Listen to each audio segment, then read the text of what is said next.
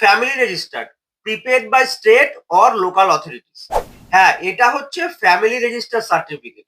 আপনাদের যাদের কাছে হিয়ারিং এর নোটিশ এসেছে বা আগামী দিনে যাদের কাছে হিয়ারিং এর নোটিশ আসতে পারে, উভয়েই কিন্তু এই ভিডিওটা মনোযোগ সহকারে দেখবেন।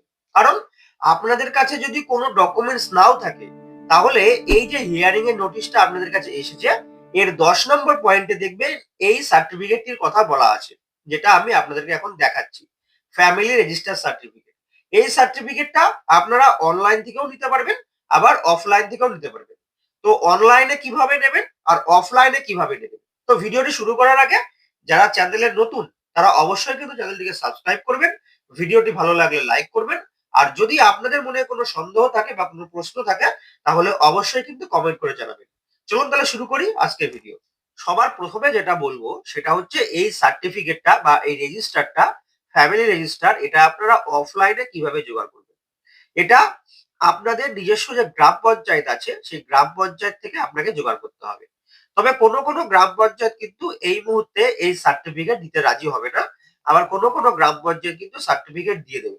West Bengal panchayat management system যে ওয়েবসাইটটা আছে, সেই ওয়েবসাইটের মাধ্যমে গ্রাম পঞ্চায়েতের যারা অফিসিয়ালস আছে, তারা কিন্তু আপনাকে এই রেজিস্টার বা সার্টিফিকেটটি দিতে পারে। তবে প্রথমে যেটা বললাম, অনেক পঞ্চায়েত কিন্তু এই মুহূর্তে সার্টিফিকেট দিতে চাইবে না। আবার কোনো পঞ্চায়েত দেবে।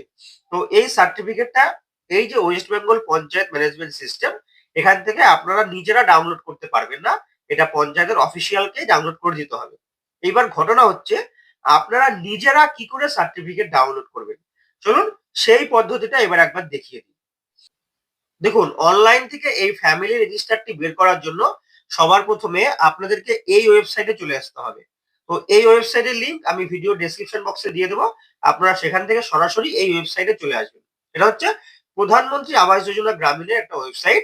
এই ওয়েবসাইট থেকেই আপনারা আপনাদের ফ্যামিলি ডিটেলসটা বের করতে পারবেন এবং সেটা হিয়ারিং সেন্টারেও সাবমিট করতে পারবেন। তো সবার প্রথমে আমাকে আসতে হবে, এই যে আওয়াজ সফট কথাটি লেখা আছে, এই আওয়াজ সফটের যে ডাটা এন্ট্রি, তারপরে রিপোর্ট।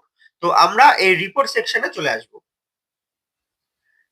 রিপোর্ট সেকশনে আসার পর একটু স্ক্রল করে নিচের দিকে আসব।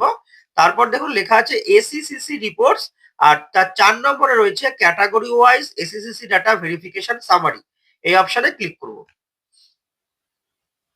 এরপর এখানে আছে অল স্টেট। এখান থেকে আমরা আমাদের যে স্টেট বা রাজ্য, সেটা সিলেক্ট করতে হবে। আমি ওয়েস্ট বেঙ্গল সিলেক্ট করলাম।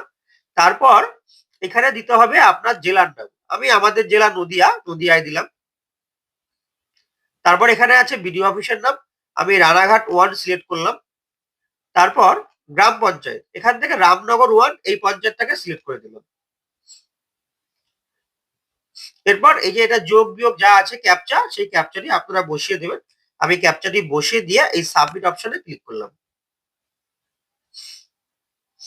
এরপর দেখুন এইখানে প্রচুর বেনিফিশিয়ারির নাম চলে এসেছে। হতে পারে এর মধ্যে কেউ ঘর পেয়েছে, আবার হতে পারে এর মধ্যে অনেকে ঘর পায়নি। এটা হচ্ছে এসসিসি ডাটা 2011। তবে সকলের নাম কিন্তু এখানে নাও থাকতে পারে। তো যাদের নাম থাকবে তারাই কিন্তু এই রেজিস্টার বা ফ্যামিলি রেজিস্টারটি বার করতে পারবেন। তো বার করার জন্য আপনাকে এই রেজিস্ট্রেশন নাম্বারটি যেটা আছে, এই রেজিস্ট্রেশন নম্বরের ডাব্লিউবির পরের সংখ্যাগুলোকে খালি কপি করে নিতে হবে। এই যে দেখুন, আমি কপি করে দিলাম।